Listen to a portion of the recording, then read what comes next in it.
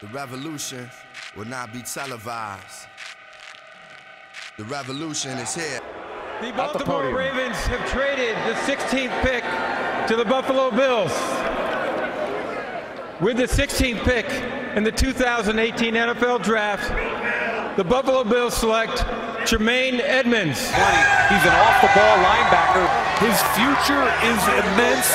I think Sean McDermott's excited about him. 6'5", 250. Tremaine Edmunds, one of the best linebackers in the country, tracked him down. The play tackled by Tremaine Edmunds. Bud Foster said, after 23 years of being a defensive coordinator, I've never had a guy like this right here. That's high praise from one of the best defensive coaches in all of college football. And what's scary is that he was only 19 when the Bills drafted him at 16th overall. In 32 games at Virginia Tech, Edmunds finished with 213 total tackles, 33 tackles for loss, and 10 sacks. At the combine, he ran an official 4.54 40-yard dash, and when the ball is snapped, that speed shows. Teams have trouble running outside versus a linebacker with that type of speed, especially if his front four keeps him clean. On this play, defensive tackle Tim Settle gets a great jump off the ball, and it disrupts the zone blocking of Virginia. The linemen aren't able to combo block and climb to Edmunds, and he is able to leverage the ball and chase down the receiver, who is already at full speed. Teams tried it over and over again, and Edmunds consistently shut down jet and fly sweeps. Typically it's the force or alley defender such as a safety or slot corner that makes the tackle on these concepts. But Edmunds is able to do it from his linebacker position because of his closing speed. On Sundays, commentators will now reference Tremaine Edmunds when discussing sideline-to-sideline speed. He is just a freak of an athlete. Edmunds posted the 9th highest run stop percentage per Pro Football Focus, which included 46 run stops. He consistently fires his gun before offensive linemen are able to work to the second level because of his elite acceleration and explosiveness. On this play, Pitt tries running zone and Edmunds erases the running back. On the snap, the defensive tackle inserts into the front side A-gap, which leaves Edmunds responsible for the backside A-gap. The right guard doesn't even combo block the backside defensive tackle, and he still doesn't have the time, speed, or angle to climb to Edmunds. While in the red zone and faced with a 3rd and 2 situation, the Panthers attempt to outflank the Hokies by running a pin and pull sweep. Edmunds is stacked over the play side A-gap, and on the snap he quickly recognizes the blocking concept, leverages the ball, and executes a form tackle to force 4th down. His 34.5-inch arm length is a physical trait that is rare. In fact, it's in the 97th percentile for linebackers. He routinely uses his God-given gift to avoid cut blocks, carry out his responsibilities, and bring the ball carriers down. His ability to use his length to stack offensive linemen, keep them at arm's length, and disengage to make the tackle will absolutely be an asset to the Bills' run defense. Edmunds also measured in with an 83-inch wingspan, again ranking him in the 97th percentile for linebackers. That doesn't just allow him to stack and shed easier, but it contributes to his enormous tackling radius. Edmunds does not need to be in perfect tackling position to bring down talented ball carriers like Justice Hill. His athleticism allows him to stay ahead of blocks, beat the play to the edge, but then he is able to plant and drive against the grain and use his length to suffocate runners. Once he gets his hands on ball carriers, they very rarely are able to escape his grasp. He only missed 7 tackles all of last season. His physical measurables will also help the Bills' defense in the passing game, as his height and length will make it difficult to throw up and over him.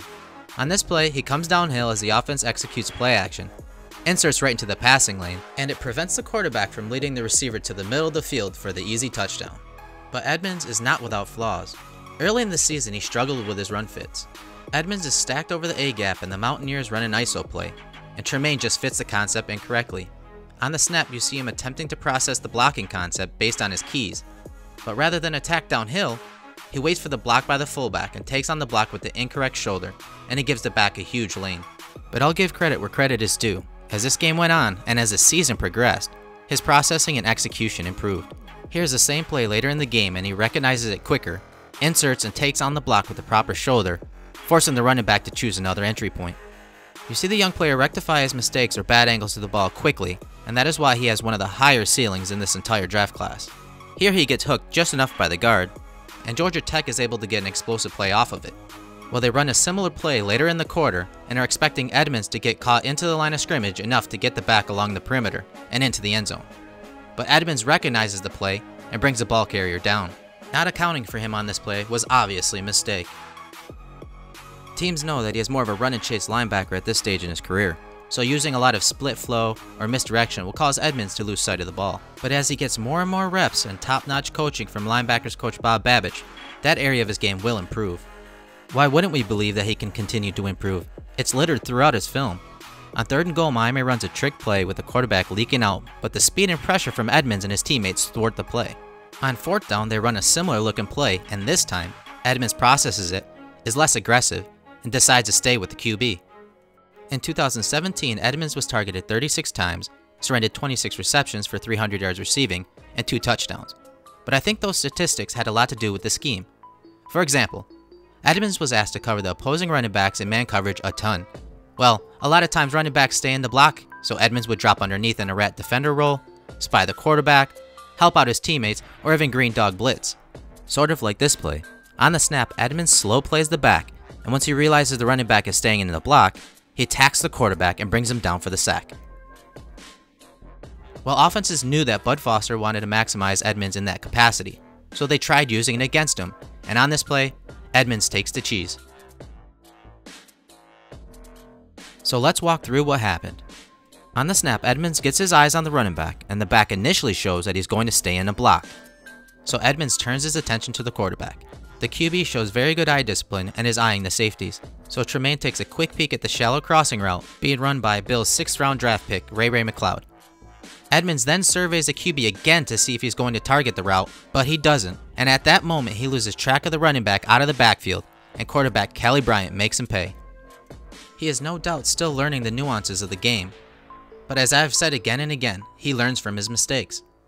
On this play, he fails to reroute the player in order to help his safety out, and the Canes are able to complete the easy pass. If he denies entry to the middle of the field, the deep safety would have more time and a better opportunity to deter the throw. Well, later in the game, he understands what he must do, but this time, Miami runs a QB draw as the defenders vacate into pass coverage. At times, he becomes a heat-seeking missile, but can take a bad line to the ball. It doesn't happen often, but it usually forces receivers and running backs to cut it back inside into the teeth of the defense, so the damage is minimal. His timing and speed on blitzes and pressure calls got him 6 QB sacks, 3 QB hits, and 13 QB hurries last season. His closing speed forces opposing quarterbacks to speed up their internal clock, which can lead to inaccurate passes or throwaways in an attempt to save them from a big hit. Edmunds is not only capable of blitzing from depth at linebacker, his versatility allows defensive coordinators to line him up on the ball as an edge rusher in certain situations. Here he uses a dip and rip to force the incompletion. Scouts have called Edmunds the perfect stack linebacker, so I asked Dan Hatman of the Scouting Academy why he will be so important to the Bills if used in that capacity, and he stated the following. The trend is towards 3-down stacked linebackers who can defend an interior run gap, flow versus outside run, cover the hook to curl area, or even pattern match versus receivers, tight ends, and running backs. I believe that Edmunds has shown the ability to play Mike linebacker and become the eraser for the Bills defense. He always fires his gun and gets downhill so quickly that he puts a stranglehold on options for the running back.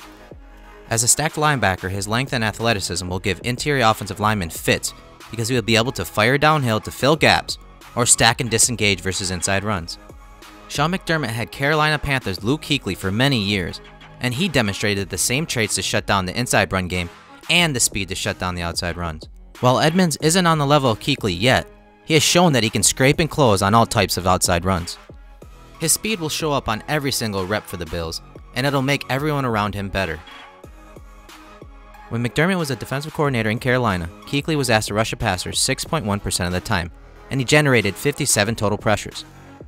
Rushing the passer may not come as natural to Edmunds, but with his athleticism, he can get quarterbacks off the spot and make them feel very uncomfortable in the pocket. One of Kuechly's finest traits is his range. He can cover so much ground. On this play, you see him drop into the deep middle of the field on a Tampa 2 call, read the quarterback, and make a play on the ball. Edmunds has similar range to patrol the middle of the field, but he also demonstrates the ability to pattern match and turn and run with receivers down the field, just like Kuechly. There just aren't many linebackers built like him, and throwing over the middle into the intermediate and deep areas will be much more difficult because of his height, length, and wingspan. Here he smoothly drops into his area of responsibility while squeezing the number 3 threat, the tight end. But as soon as a QB decides to check it down, it's run and chase mode. Edmunds can play man or pattern match coverages versus receivers. He's a twitched up linebacker, almost reminiscent of a defensive back.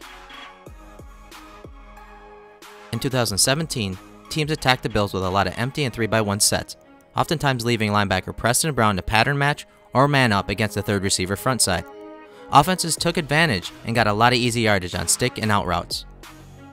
With Edmunds in the lineup, anytime Frazier and company want to eliminate those receivers or tight ends, they can use him to carry out the job, because he can break on the ball quicker and he can run with most offensive players.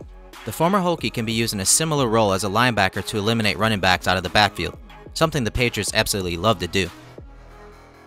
Edmunds routinely shut down wheel routes on the backside of trip sets in Bud Foster's defense. With the corners the Bills have, Frazier could hypothetically shut down half of the field on these types of formations and concepts. In man coverage, he is always aware of the rub and pick concepts, and he keeps his head on a swivel so that he can efficiently work through traffic. He can downright eliminate running backs as options in the passing game. Buffalo played zone coverage just over 73% of their snaps last season because they had to. They just weren't as athletic at the position as they are now with Edmunds. His versatility will afford the staff to build upon some of their disguises, like this 3-3-5 look with their linebacker Lorenzo Alexander. Zoe becomes a rat or spy defender, and not only it takes away the crossing route, but he brings down the QB as Smith decides to scramble. Edmunds could legitimately line up at any of the linebacker positions. He could take Matt Milano's spot in man-to-man coverage versus the running back. He could take Alexander's spot as a rat defender, and even Preston Brown's spot as a deep middle defender. He has the physical measurables and got some of the best coaching in all of college football under Bud Foster. Along with great coaching, he played an aggressive, complex scheme that will help his game translate quicker to the NFL. His coaching will not suffer a drop-off at the next level with Sean McDermott, Leslie Frazier, and linebackers coach Bob Babbage, so we can expect the now 20-year-old to continue to grow, physically and mentally. I can move around, a long guy that can move out in space, a guy that can play stack, a guy that can pretty much do everything out there. He's got this rare size and skill set. His future is immense. I think Sean McDermott's excited about him.